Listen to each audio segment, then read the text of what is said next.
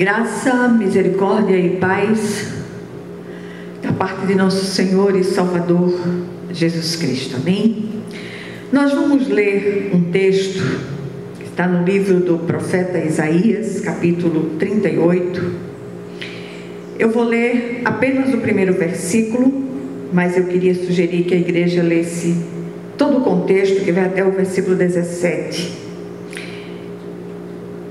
Isaías 38:1 diz assim a palavra do Senhor: Naqueles dias, Ezequias adoeceu de uma enfermidade mortal. Veio ter com ele o profeta Isaías, filho de Amós, e lhe disse: Assim diz o Senhor: Põe em ordem a tua casa, porque morrerás e não viverás. Amém? Vamos orar. Senhor, nosso Deus e nosso Pai Celestial, graças te damos, Senhor, porque até aqui o Senhor tem nos ajudado, o Senhor tem nos sustentado com a sua mão direita fiel.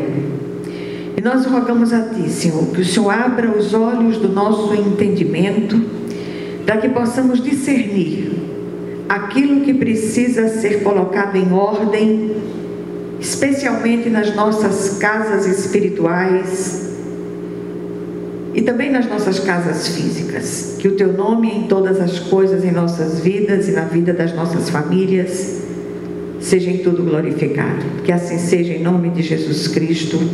Amém. Meus amados, a mensagem de hoje, ela é uma santa chamada de Deus para que possamos pôr em ordem a nossa casa. E eu repito, como disse na oração, não só a casa, espaço físico onde nós moramos, mas esta casa espiritual que somos nós. Sobretudo esta casa espiritual que somos nós. Há muitos concertos que precisam ser feitos nos nossos corações e em nossas casas lares. Nunca foi tão necessário um mergulho, uma introspecção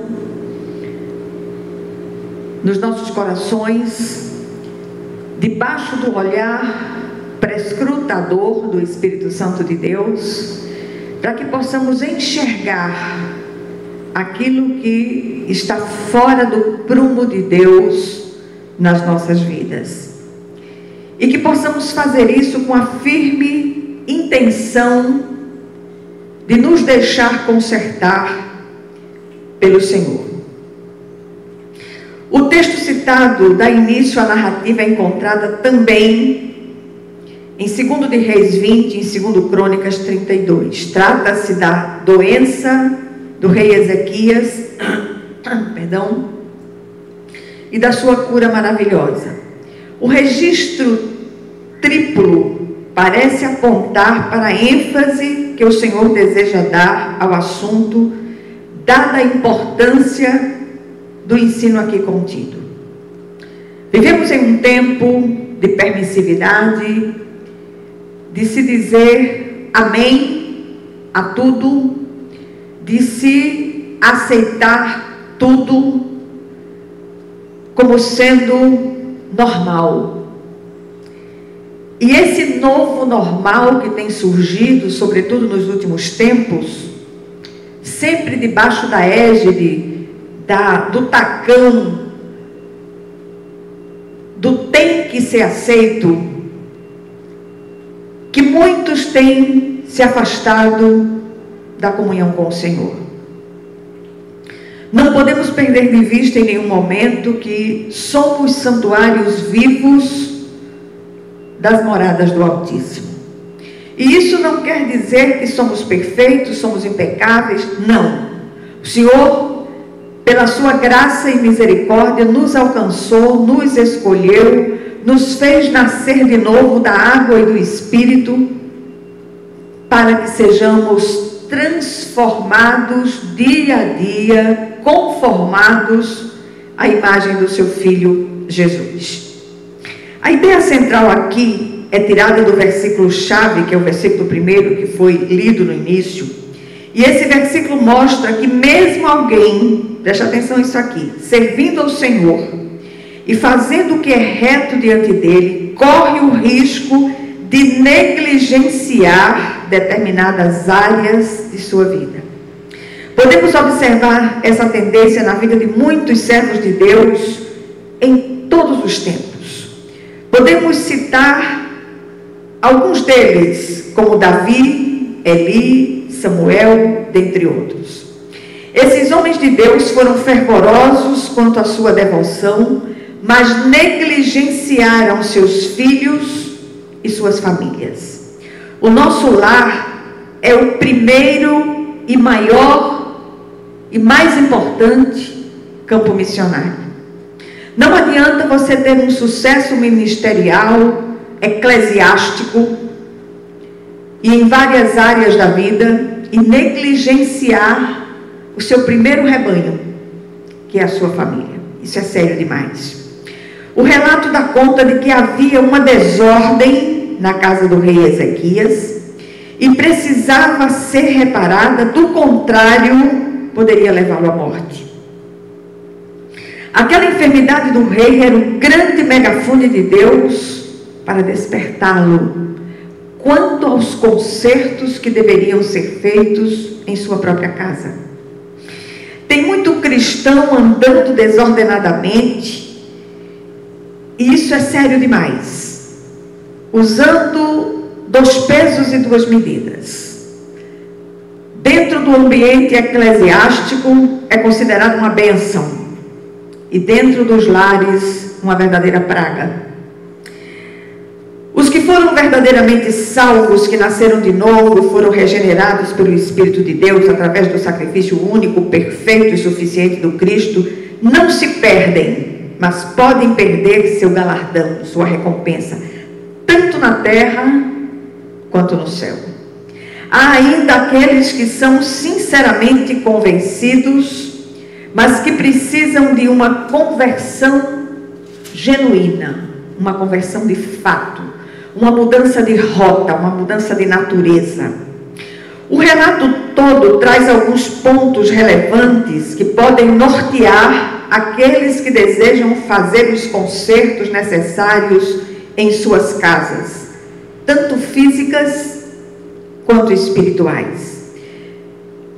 Primeiro ponto: prestemos atenção aos avisos de Deus. O Senhor chama a atenção de Ezequias para o que está fora de ordem em sua casa, e para isso ele usa um profeta.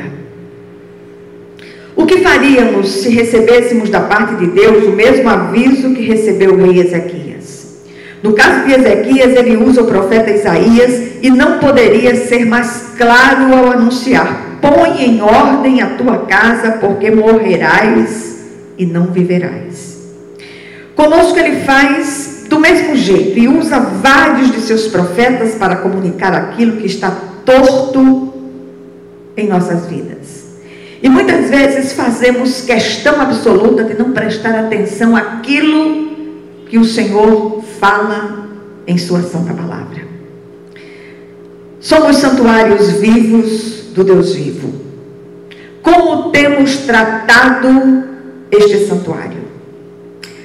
Há muitos relatos de cristãos nominais que agem de um jeito dentro das reuniões eclesiásticas e dentro das suas casas, repito, são verdadeiras pragas. Cristãos nominais que se deixam dominar pelos vícios, os mais diversos, mas dentro dos ambientes eclesiásticos são cheios de jargões e cacoetes pentecostais, a paz do Senhor, que Deus abençoe sua vida, e outros tantos. No entanto, negligenciam-se como santuários vivos de Deus. Se é que são, eu tenho minhas dúvidas. Parece que temos os ouvidos e o coração e os corações cauterizados para entender a linguagem de Deus. Até as pedras têm clamado para chamar a nossa atenção. São tantas as evidências de nossas escolhas desastrosas e malditas. Relacionamentos conflituosos e doentios, criação de filhos complacente, conivente com o pecado, o mau uso das finanças, temperamentos rebeldes e obstinados. Tem muitos lares fora de ordem, famílias inteiras doentes por causa da negligência daquele que é o cabeça da família. Sério demais. Pais que são mais gerentes do que pais. Quando estudamos a história desse rei, descobrimos que ele foi o pai do pior rei de Judá, que foi o rei Manassés. A folha corrida desse sujeito era a pior possível. Era feiticeiro, agoureiro, adivinhava pelas nuvens, consultava os mortos e ainda ofereceu seus filhos vivos ao deus pagão Moloque. E como diria um velho tio, esse sujeito, esse rei Manassés, tinha todas as faltas, só não tinha falta de ar. Eu acredito que não. O que será que o Senhor quer nos dizer com esta palavra tão dura? Porque muitos em nosso meio estão sujeitos a passar por uma morte prematura que pode ser literal no relacionamento, nas finanças e em tantas outras áreas da vida. Muitos estão à beira de um colapso se não ouvirem a voz dos profetas que o Senhor tem levantado para despertar-lhe a consciência adormecida. Falta por ordem em cada área de nossas vidas. Pais e mães, prestem atenção ou prestem mais atenção aos seus filhos, ao que fazem e às companhias com as quais andam. Cônjuges, conversem mais, compartilhem, dialoguem, orem juntos, consertem o relacionamento, cuidem uns dos outros, oficializem o relacionamento. Existem tantas uniões fora do prumo de Deus e Ele deseja trazer conserto ou consertos para elas. Há tantas mulheres feridas, usadas e negligenciadas por seus companheiros, dos quais têm esperado atitude e consideração. Façam isso antes que haja morte na situação. Ezequias estava ocupado demais para ver o que estava debaixo do seu nariz. A sua negligência e complacência produziu Manassés. Quantos filhos têm caído nas drogas, na perversão sexual, na criminalidade, por causa da negligência, comodismo e irresponsabilidade dos seus pais? Isso é sério demais. Daremos contas ao Senhor daqueles que nos foram confiados. Em segundo lugar, ou segundo ponto, reconheçamos e confessemos o nosso pecado. O rei reconheceu o seu pecado de negligência e se quebranta diante de Deus.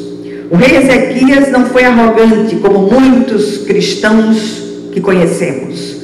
Ele se quebrantou diante de Deus e humilhou-se em sua presença. Faça o mesmo, agora mesmo que você está ouvindo essa palavra, você está sozinho, sozinha. Se deixe ministrar pelo Espírito de Deus.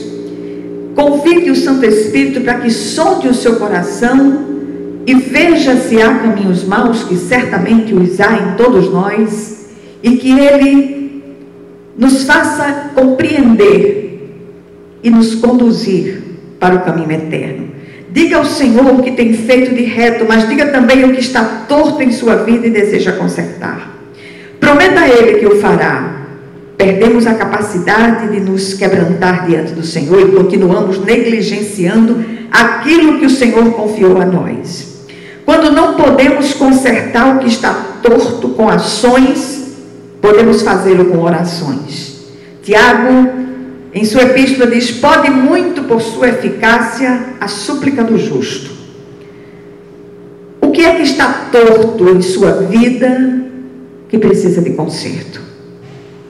A palavra de hoje é uma palavra para se parar e refletir e meditar nela. Aí vamos para o terceiro ponto. Clamemos e a resposta virá. Deus respondeu ao clamor de Ezequias e pode responder ao nosso clamor. A atitude de humilhação de Ezequias diante do Senhor moveu a mão dele ao seu favor e o Senhor lhe concedeu mais 15 anos de vida. O grande propósito de Deus era que ele tivesse tempo de fazer os consertos necessários em sua casa. Será que Deus não está requerendo isso de nós hoje? Quando o Senhor acode ao nosso clamor, Ele invariavelmente nos favorece com infinitamente mais do que tudo quanto pedimos ou pensamos, segundo o seu poder que opera em nós. E eu repito, há muitos lares e casas espirituais precisando de conserto.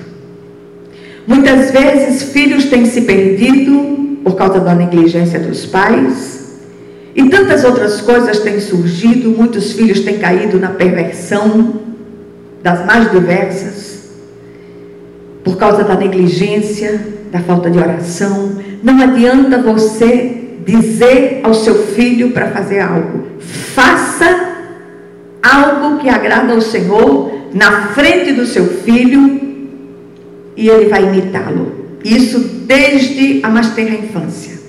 Não adianta aquele princípio do faço o que eu digo, não faço o que eu faço. Isso não funciona do ponto de vista espiritual. E aí vamos para o quarto ponto. O quarto ponto é mais uma chamada.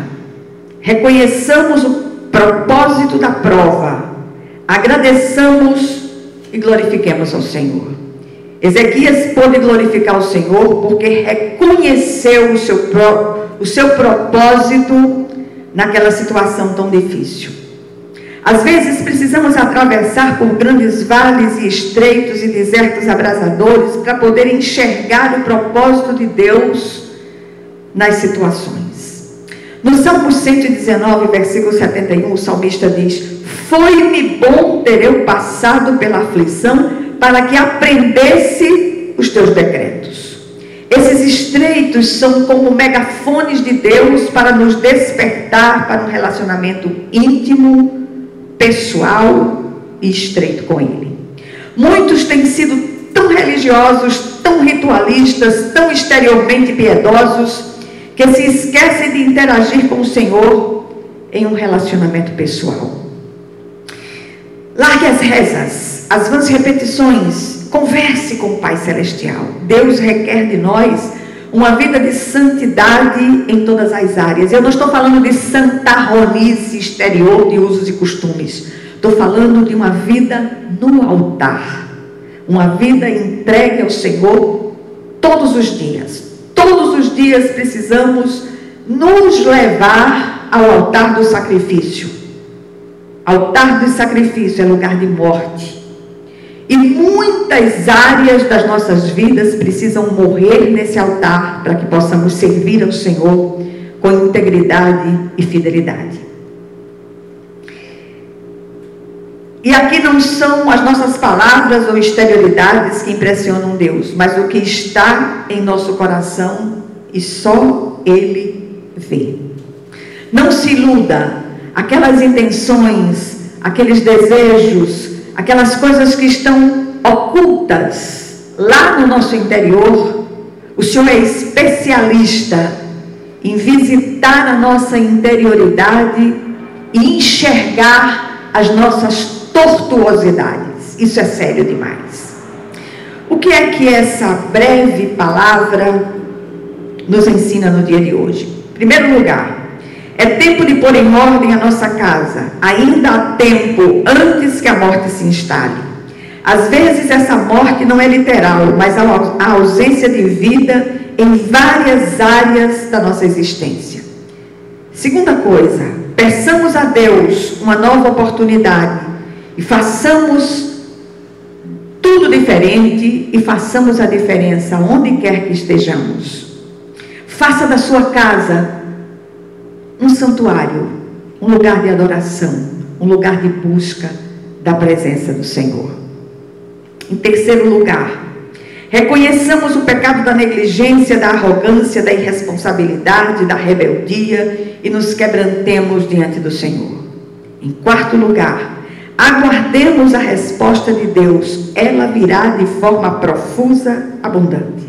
Sejamos bons alunos e aprendamos com o sofrimento, antes que seja tarde demais. E por último, glorifiquemos a Deus por seus propósitos. Ele não desiste dos que são seus, e muitas vezes ele recorre a megafones para chamar a atenção dos que se ausentam de seus preceitos. E esses megafones podem vir na forma de grandes e intensos sofrimentos. Que o Senhor aplique essa porção da palavra aos seus corações e opere as mudanças em nós que são necessárias. E eu tenho repetido isso muitas vezes, vou dizer pela 70ª vez. Nenhum de nós, do lado de cada eternidade, está pronto. Cristão maduro, Deus escolhe. Que o Senhor nos ajude a ser bons alunos e bons dispenseiros da multiforme graça de Deus. Vamos orar. Senhor, nosso Deus e nosso Pai celestial, ouve o nosso clamor, Senhor. Visita quantos ouviram essa palavra e que o Teu nome na vida deles, em nossas vidas, seja glorificado sempre. E que o Senhor venha com toda liberdade fazendo os consertos que todos nós precisamos. Opera em nossas vidas, opera em nossas famílias, opera nos nossos lares e relacionamentos. E que o Teu nome em todas as coisas, Senhor, seja em tudo glorificado. E que a graça de nosso Senhor e Salvador Jesus Cristo, que o amor infinito de Deus, o nosso Pai Celestial, que a comunhão e as consolações do Divino Espírito Santo estejam com todos vocês e com todo o povo de Deus espalhado por toda a face da terra, desde agora e para todo o sempre. Amém, amém e amém. Que o Senhor os abençoe poderosamente.